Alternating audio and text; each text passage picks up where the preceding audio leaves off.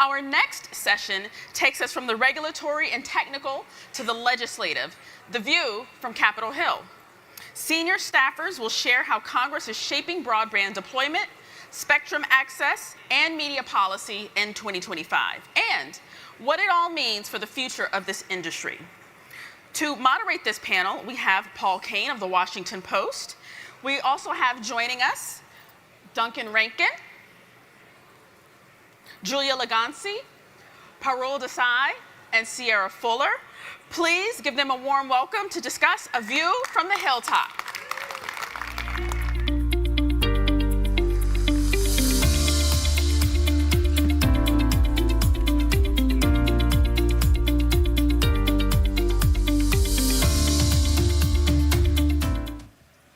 Good afternoon, everyone.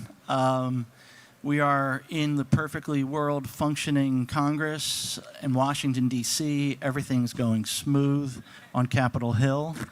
Well, listen, one of the things I want to start off with and get people focused on is, imagine if there's one thing, look, Washington is its own beast, and sometimes it's very productive, and then sometimes there's long stretches where not a lot of stuff happens. But for each of you, working this way downward, starting with Giulia, if there's one thing you could see get done this year, this Congress, what would that thing be? There's legislation, oversight, something like that? Thanks. Thanks for the question. So, for those of you who don't know me, I'm Giulia Leganski, the Chief Counsel for the Commerce, Manufacturing, and Trade Subcommittee on Energy and Commerce. So I'm new to this role, this Congress. So one thing I would like to see get done, I'm a new mom, and so I really think we need to take some steps to protect our kids online. I think we kind of need to change how we're thinking about it. I think there's a lot of things we can do, so I'd love to see something get done to take that step. Hi everyone, I'm Parul Desai, and I'm the Chief Counsel for the Communication Technology Subcommittee for the Democrats. We don't set the agenda, but what I would like to see, and my counterpart who is no longer with us, she's out in the audience, but she promised we would do oversight of FCC and NCTA, and that is what I would love to see. I'm Sierra. I work for Senator Jacky Rosen. I handle her commerce issues. Also apologize for my voice. Went to a concert this weekend. Knew too many of the songs, so we'll be using the mic. I think one thing that I wish and I hope that we'll be able to get some sort of legislative action on is broadband affordability. I think we've seen a ton of conversations about deployment and funding, but that last gap is on affordability. All 12 appropriations bills in a regular fashion. All right, now you're dreaming. All right, well, let's just jump into the issue that has been ringing throughout here, and it's spectrum policy coming out of the One Big Beautiful Bill Act. Some people want to call it the Working Families Tax Cut Bill. There's a lot of different names for it, but it provides, it directs FCC and NTIA to identify certain spectrum bands. How should the government think about balancing different needs? Licensed, unlicensed, shared. Let's start and work back this way. Put you on the hot seat because you gave the real dream answer on appropriation. The most generic answer I could. Look, it's a good question. I think rather than try and micromanage, this kind of balance, this kind of split, I think the most productive way to think about spectrum policy is one that enables the greatest flexibility. And that will naturally lead to the highest and best uses of the spectrum that's in question. And to sort of put a point on this, we fought very vigorously, the chairman did, to not have any carve-outs in reconciliation. And that's not just because that's where we are philosophically, but it's the most efficient way to do spectrum policy management. If NTIA, which is the federal spectrum management entity, is empowered to move and repack people in the most efficient way without being handcuffed by certain defense industrial interests, it leads to the most efficient outcome, and you can reallocate people in places where, 20 years ago when they got the allocation, they didn't have the most efficient use of the spectrum, and so now you can put them into some smaller slice where they can do better. And so really, it's not a direct answer to your question, but the best way to go about balancing the interests is to provide the greatest amount of flexibility to the entities that are doing the assignments and reassignments and management.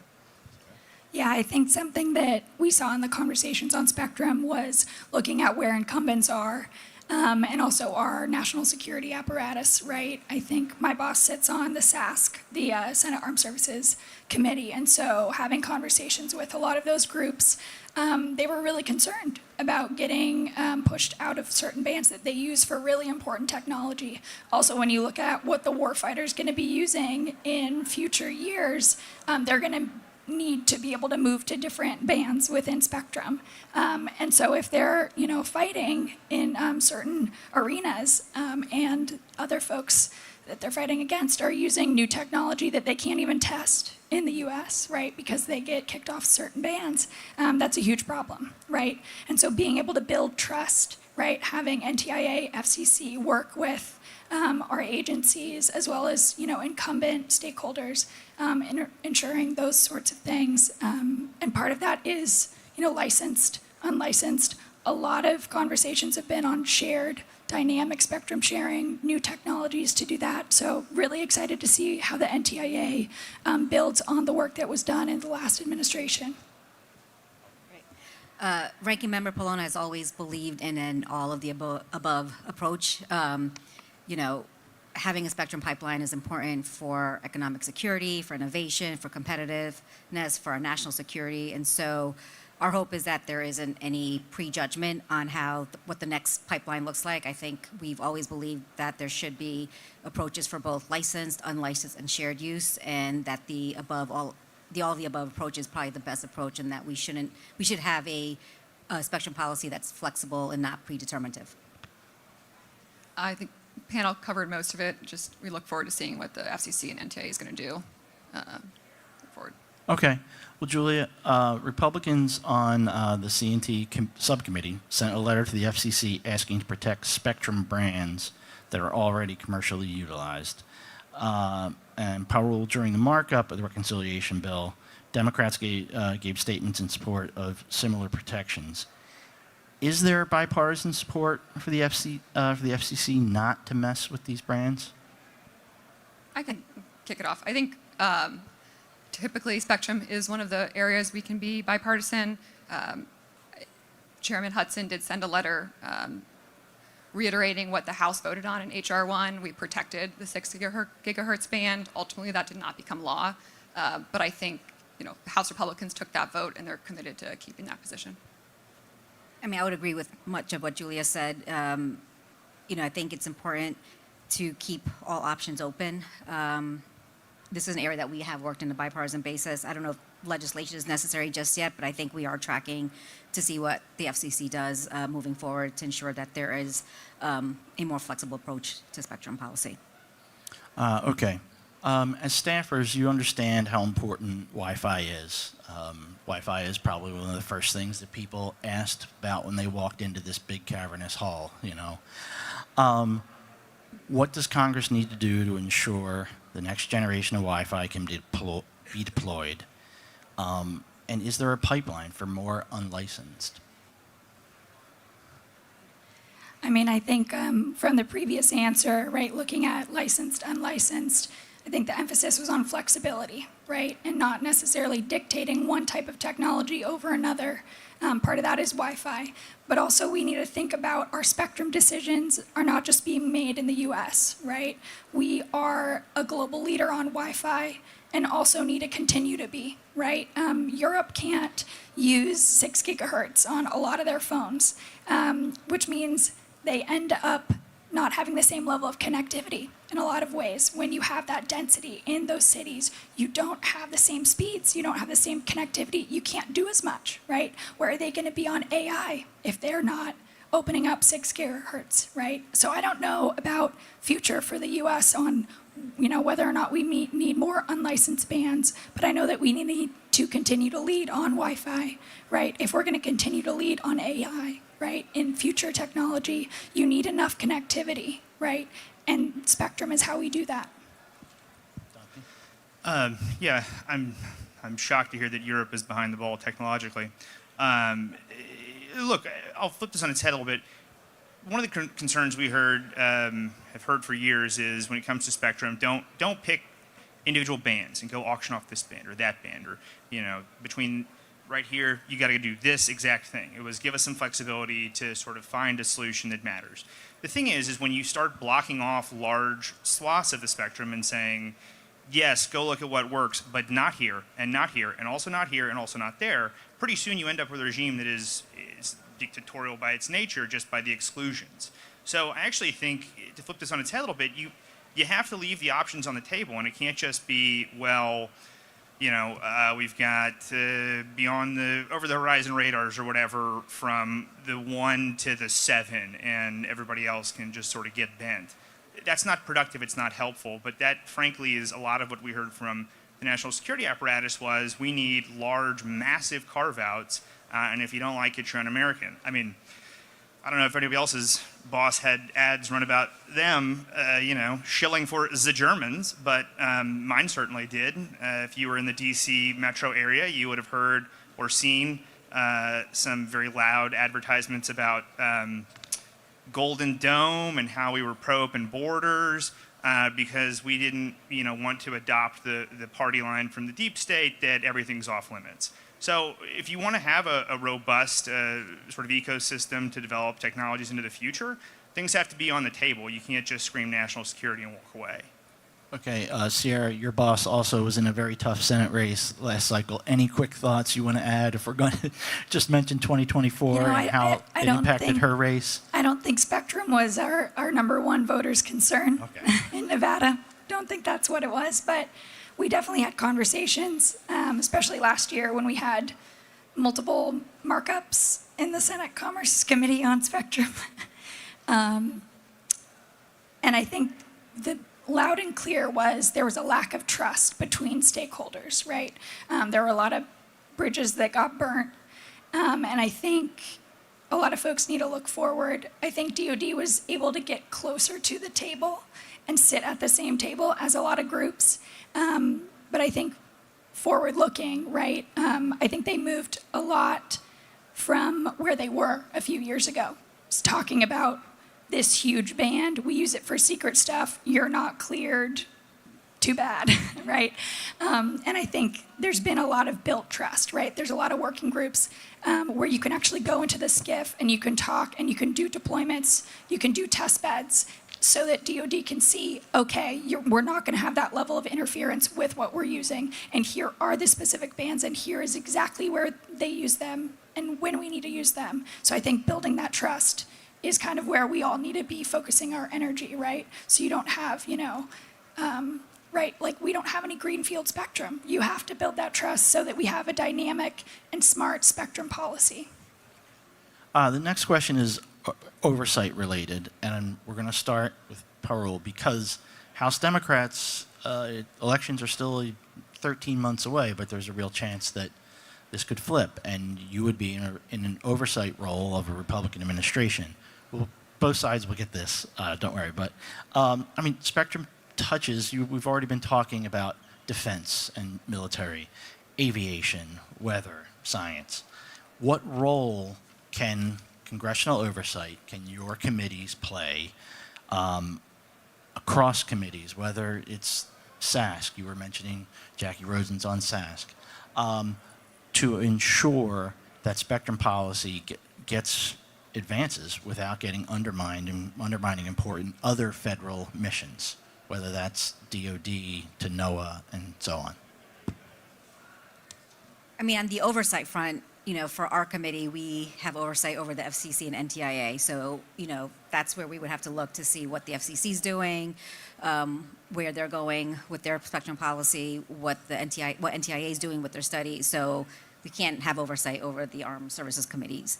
But we do talk to our counterparts at HASC, and we have these conversations as to what's important to them, what bans are important to them, and so there's always side conversations happening with our HASC counterparts. But when it comes to actual oversight, I think we'd want to have oversight over the FCC and NTIA to see how the studies are going and how the FCC will end up, what policies they will propose when it comes to the bans that we'll see going forward. And just to add on that, I think a big part of what we do is education. So we have very good working relationships with our other committees. I think a while ago, everyone probably remembers there were fights. A lot of people tried to get in our sandbox. A lot of different committees, from HASC, TNI. There was a lot of different issues out there. So I think as much as not everyone can be a spectrum nerd, so I think a lot of times people don't understand when they're actually stepping in our sandbox. So that's something that as committee staff, we really try to work well with other committees and, express why certain things can't work. And I think being lockstep with the administration, working with NTIA, making sure everyone's on the same page, making sure the administration is all marching towards the same goal is very important. Is it easier in the Senate in that, because in the House, Energy and Commerce, is a elite committee, and you basically get, if you're on E&C, you don't get anything else. But in the Senate, there's only 100 of them, so senators get multiple big committees. Is it easier doing that cross-committee stuff? I think what's easier is you have the parliamentarian refer bills to one committee as opposed to all the committees that a bill might touch on. So if you write a bill a certain way, it goes through Commerce, only Commerce. You don't have to deal with, anyone else. Yeah, to your point, ENC is an elite committee. Every senator is elite. And so in that, it's a double-edged sword, right? It's both more helpful, and there's potentially more divides to bridge. On the committee front, right, the single jurisdiction is very helpful, right? We're not dealing with sequential or secondary referrals, which is very nice. But when you're negotiating a big bill like NDAA, for instance, then you're dealing with a more informal but formalized clearance process. And I think, to the earlier point from Sierra, you really have to trust your colleagues to flag things for you that we don't see the NDAA until it's out of markup, until the rest of the world sees it. And so imagine our surprise when here's this big section that undermines, in our view, the deal that was cut in reconciliation. That's not particularly helpful for building trust, and frankly is rather corrosive to the process. So it's easier in some respects because you're, one issue, and you're not having to sort of split the baby with other committees, but it can be more difficult because committees can act more unilaterally. My joke about the Senate in terms of elite is 1/3 look in the mirror and see a future president. 1/3 have already looked in the mirror, tried to run for president and failed, and the other third are just in tough states, either because they have primaries to worry about or general elections to worry about and can't think about it. It's the old joke, right? What's the job of every congressman to become a senator, every senator to become president? Yeah. Boom. Do you want to make news about your boss, Senator Cruz? Oh, nothing to share, but listen to Verdict. Maybe there'll be something on there. It's not a Cruz event unless somebody makes a plug about his podcast. Okay, shifting on to BEAD, a $42 billion program to spread broadband. And NTIA has a huge role in that. It's June 2025 policy notice. How do you see congressional oversight ensuring that the program continues to get this attention it requires?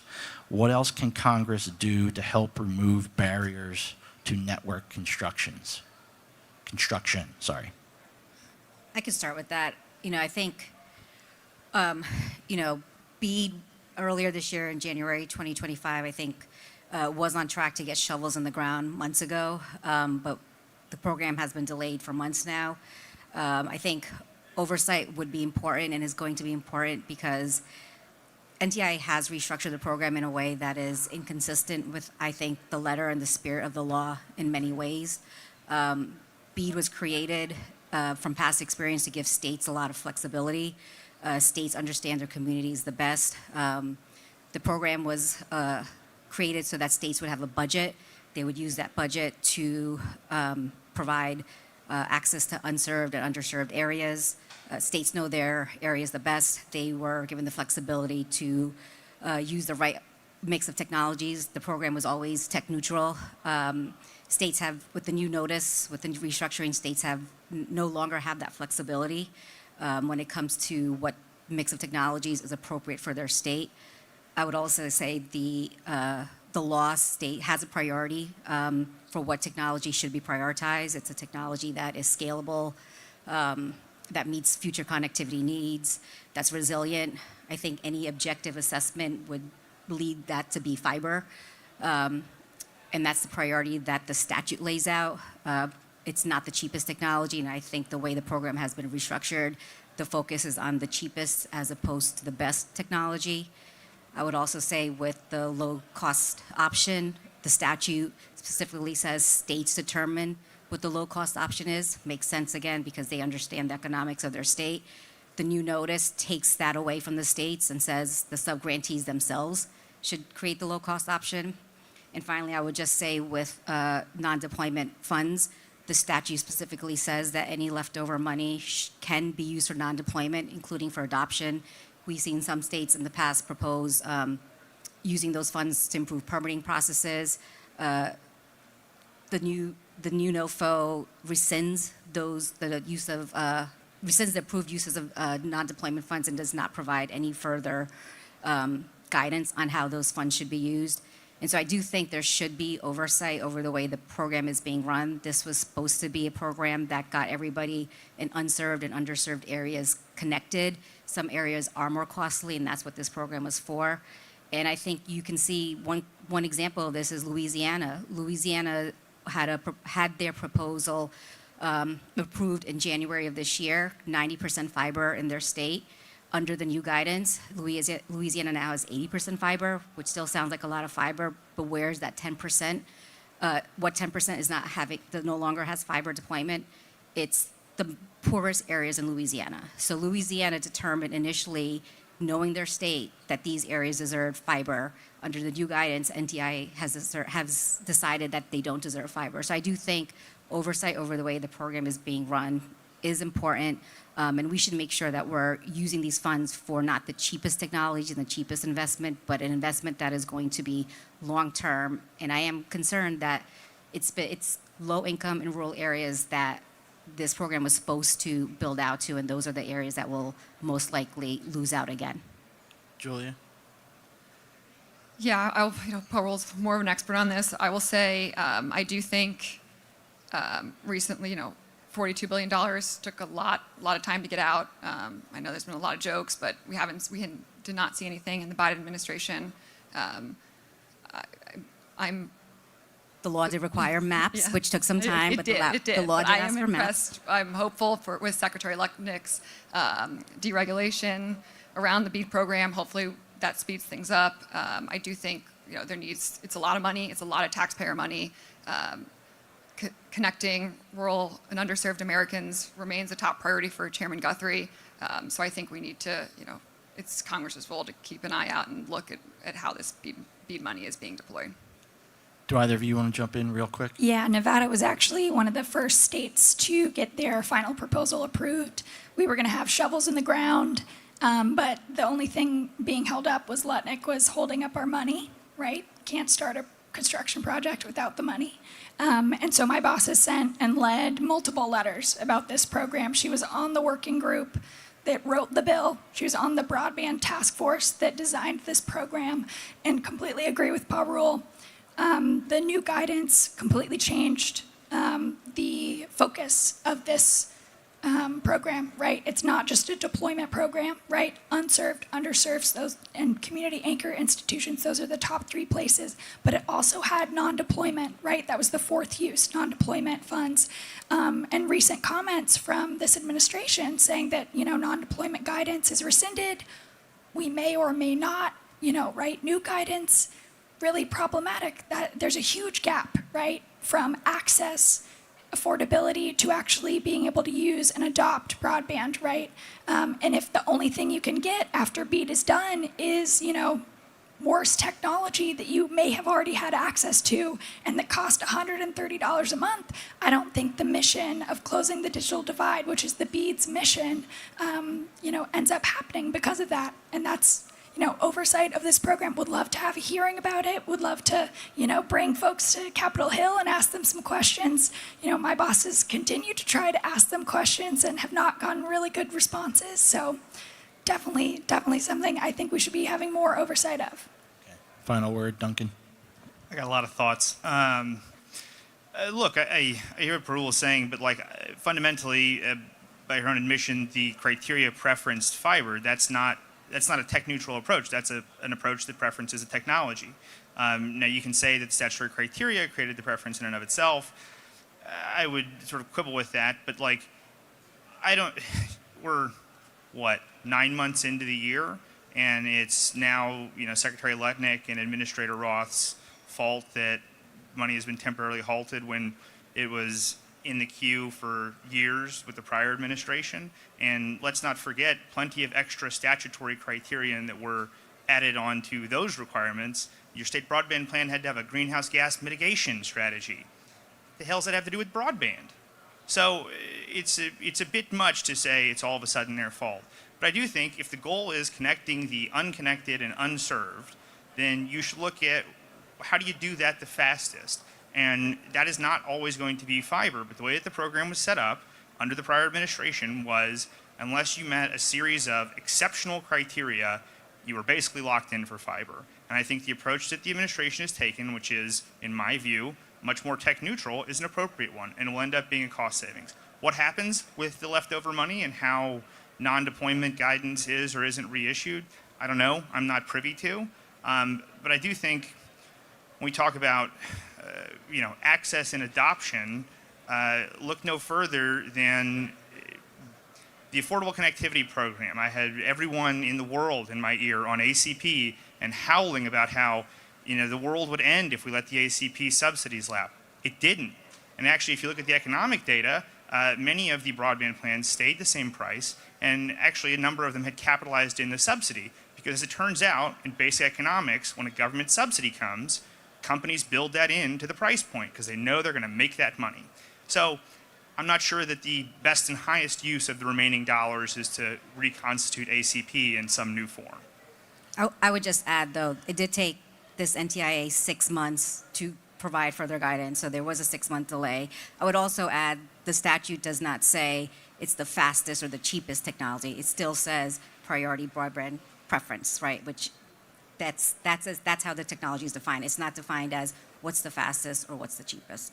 I get that, and look, I would have welcomed some bipartisan support for Ariel Roth, who I think is eminently qualified to be NTIA administrator. Unfortunately, we got just a paltry showing of it, and so we could have had an NTIA administrator in there sooner had we had strong bipartisan backing, but that's neither here nor there because it's done. I just find it a bit rich that, well, the statute said this, and so we're going to lean on that. And then where the statute is silent, they've added criteria and said, well, the statute didn't say we couldn't. So it's either one or the other. I mean, you could have easily removed those extra provisions and kept the program the same, right? If that was the issue, you could have had guidance a month later, got rid of the provisions that you don't like, rather than restructuring the whole program in a way that's not consistent with the law. All right. Into infrastructure and permitting, what reforms could Congress consider to streamline pole attachment process, cost sharing, make-ready work, dispute resolution, while balancing all the interests of utilities and every other consumer and stakeholder? Why don't you just ask how we can get the approps bills done?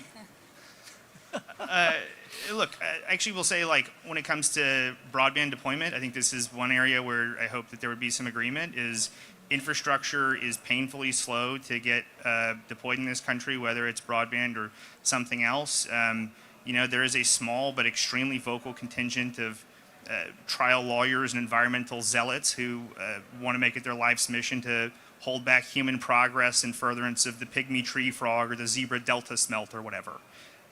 We've got to get over that. Last Congress, my boss worked with Senator Kelly on a bill called Building Chips in America Act. We colloquially referred to it as CHIPS NEPA, that boy, they were just modest, sort of thoughtful streamlining for NEPA and Historical Preservation Act.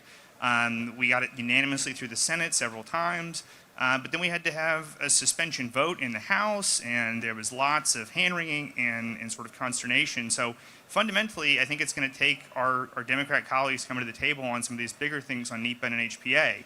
On poll attachments specifically, there's a lot of different thoughts. One I've had is, should we create some sort of monetary incentive for a dispute resolution process so that disputes are brought in good faith, and the parties really are coming to the table to negotiate what the price point will be. The FCC has some history in negotiating or adjudicating whether things are done in good faith. You can look at satellite TV and retransmission consent for some reference there. So that might be one area, but I think more fundamentally it's going to be the big picture permitting reform and streamlining that gets government out of the way. Sarah? Yeah, I think the biggest issue we see with permitting in Nevada specifically is federal land. We're at 87% federal land. You have a bunch of different agencies that have to review a project, especially when you have a federal project that crosses the entire state. We saw that with Middle Mile. You had to go through BLM land, Forest Service, national parks, tons of stuff. And those agencies don't really talk, right? I think there would be a lot of bipartisan interest in something to speed that process up, right? Having them coordinate, having a lead agency, maybe some form of automation with some of these permitting things, right? They still have to like manufacture and write the reports to grant these permits. Also, a lot of these folks aren't, telecom engineers like a lot of you might be, right? They don't know what this project looks like. So they may say, you need to do this type of assessment before, or this type of study. You need to walk the entire project, during this mating season of this animal or something, and that's only in May, and I'm telling you in June, and it ends up taking a lot longer. Better luck next year. Yeah, right. So I do think there are, things that could be bipartisan in that way, because we see it a lot in Nevada, right? For these really big foundational projects, Middle Mile is one where you cover a lot of ground, you cover a lot of jurisdiction, and I do think there can be bipartisan, things on that. I think where you get tricky is when you start talking about permitting broadly in all types of projects, not just telecom projects, because then, right, what was the quip you made about like the greenhouse gas sort of stuff for telecom? It's like some things maybe we can skip over, right, for telecom sort of stuff, so.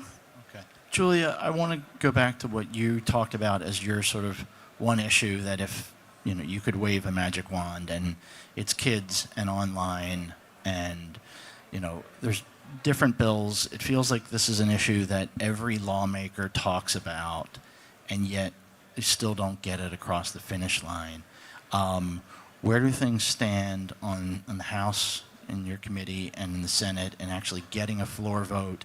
And is this one of those things that just has to find a bigger vehicle to latch on to pass? This is what happens in Congress these days. The really important bills only get passed if they sort of find a ride on the annual Pentagon policy bill. So where do things stand on it?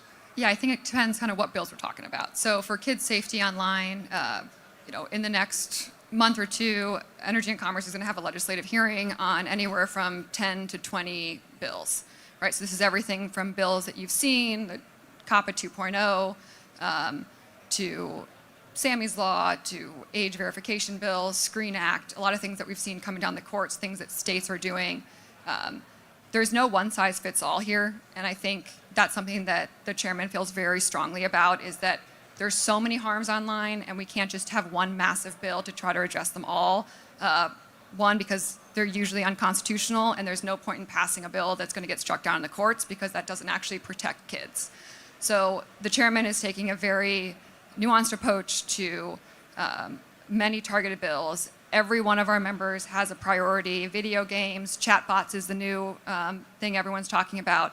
So we're looking at all of those, and we're really hoping to, have this ledge hearing, see what sticks, see what gains traction, see where we can have bipartisan compromise, hopefully bicameral compromise on a lot of these things, and hopefully get them across the finish line. So maybe in a package, but some of these things that are a little bit more baked, like Copper 2.0, I think has like a little bit of a better chance. Some of these newer bills might have to split on how we get them across the finish line. Okay, and Parul, Democratic support for some, all? It's not an issue that my subcommittee works on, but I can say overall, Ranking Member Pallone also wants to make sure that we are protecting kids, and just overall when it comes to privacy legislation has been open to working in a bipartisan way, and believes that what's most important is ensuring data minimization is the underlying efforts of all privacy legislation. But I would say that that's pretty high level for what I can provide today. Okay. And Senate Commerce? Yeah, I think general agreement. I think we've made big strides in updating COPPA and advancing that. The chairman has a bill with Senator Schatz, COSMA, that also addresses another facet of kids' online safety. So it's an area broad. I think bipartisan agreement is a general high-level matter, and I do think to the broader conversation on privacy and a national privacy bill. It's the elusive thing for everyone. The way that you get that done, if you're going to get it done, really is agreeing on a fundamental set of standards. And I think if we can get kids' online safety legislation done, that it will provide strong areas of agreement that you can build on for a broader privacy bill. Yeah? I think I agree with what everyone said. Okay. Yeah. Look at that. They say Congress doesn't agree. But. No, this is one that I feel like even as just a political reporter up there, I hear, it seems like it's an issue that everybody has thoughts on and agrees on the general concept. It's just finally getting it across the finish line. So, okay. With innovation, you've got technologies delivering broadband and significant improvements to performance of existing ones. What policy, regulatory approaches, whatever, should Congress consider to encourage innovation, ensure consumer benefits, and long-term competitiveness? We'll start going down the line. So this is not a telecom one, but I do think AI is a big thing. I don't think we've talked about that yet. It spans every industry. We saw just at the beginning of the year from a few months ago, there's been 1,000 state proposals out there on different AI legislation. I think it's very important. AI is where we need a federal standard. We talked briefly about privacy. You see we have a huge patchwork of privacy bills right now. California to Texas, Kentucky's very similar. It's drowning companies and small businesses with compliance. A lot of them can't pay the compliance fees. Small businesses fail, startups fail because they can't comply with this patchwork of legislation. So I think we can't make that same mistake with AI. So I think something we need to address. I think we need to address the patchwork at the state level, and then we need to replace it with a federal standard. I would go back to two things that we've already talked about. I do think keeping a spectrum pipeline is important for competitiveness and ensuring that we have a spectrum for shared use, unlicensed use, exclusive use, I think will be important for competitiveness. And if we're talking about long-term competitiveness, I will go back to making sure that the BEAD program is used in a way that's intended. I think fiber is the best long-term approach wherever it can be deployed, understanding that there are areas that we can't get fiber to, but if we want to be competitive in the long term, when it comes to AI and all these other uses, we should be investing in fiber. Yeah, definitely agree with what Parul said. I think also I'll add one more thing with, especially when we talk about spectrum, is regulatory certainty, right? Having a strong pipeline, but also not flip-flopping. We just opened up this band for this use. We shouldn't be flip-flopping 5 years later, right? Especially when we think about world leadership, right? A lot of this technology isn't just being shipped to the U.S., right? It's us versus China in a lot of ways when we're talking about tech manufacturing, right? And also onshoring some of that manufacturing, advanced manufacturing. A lot of that needs CBRS, right, in order to have the reliability and the amount of sensors and tech in order to manufacture what you're doing, right? These new robots or, digital twins, all of that runs on Spectrum. You need secure Spectrum. And also, yeah, so I'll leave it at that. Sure. Right. Duncan? Yeah, I would sort of go off what Giulia was saying. I think a light touch but certain regulatory approach is fundamentally important to innovation. I don't think you can central plan your way into, well, these are the most promising 12 technologies or whatever, and so we're going to put state support behind them. It's just, it has never worked, it will never work. And you have to have the kind of domestic regulatory landscape that allows people to tinker and to explore ideas and then to scale them up and deploy them without, the fear of, the trial bar coming to eat 10% of your lunch on some settlement for some, bespoke, heretofore unknown harm. So you got to let innovators innovate. I think that's probably the biggest one. And then global standards is another, I would piggyback on this, is hugely important. I think it's often under-discussed and overlooked, but why is the Spectrum pipeline so important? Because we can domestically innovate on whatever the next generation is, and then we have to have a globally interoperable system that we can then go and sell that technology abroad. I'm sort of reminded I was in Paris in August, and I saw an ad that was in French, and it had a diaper, and I couldn't make out any of the French words except for Mississippi. And I took a picture and translated it, and it said, "Diaper strong enough to stop the Mississippi," in Paris, right? That's total cultural domination. They're advertising diapers based on an American river. We want that kind of export in sectors all across the United States, and the biggest thing in that is to have tech standards that are led by the Western world and that are developed and adopted by our friends and allies. Did you see a lot of Yankees hats? Everybody walking around with those NYY hats. It's kind of crazy over in Europe. Are there really that many Yankees fans here, or is it just American culture? A lot of jeans. Real quick on AI, it's going to be something that we've barely touched on. Are you more concerned about regulating it now and choking off the innovation, or waiting too long to do something? I sort of mangled that question. I'm sorry, but I think you know what I mean. I think it kind of piggybacks. Everyone on this panel has mentioned it. We're in a race against China in everything we're talking about here. And I think that is my boss's biggest concern, right? I think he jokes we're not in a race to regulate against Europe, we're in a race to innovate against China. And I think we need to be very careful if there is a patchwork of overregulation, and we've seen it in California and in Colorado, and there's stifling innovation at a technology that I think is just at the beginning. And we are worried about the unintended consequences of doing that. Okay, final. Did you want to jump in quick? I was going to say, yeah, I completely agree. Put yourself in the shoes of the farriers union when the automobile comes around. We'd all still be riding in horse-drawn carriages. Innovation happens, and we have to let it happen. Otherwise, we're going to be on the receiving end of it. And that's not a place I think nationally we want to be. Okay. All right, we're going to end on just a really light note. Everybody, they had this question in advance, so. All right. It's the NCTA. What is your favorite show, your streaming series, or whatever kind of program that you have been enjoying lately? I'll just start with me. My girlfriend and I love Only Murders in the Building, and we're very excited that Slow Horses is back. If I don't think we haven't started watching it yet, so don't tell me anything. No spoilers, okay? All right.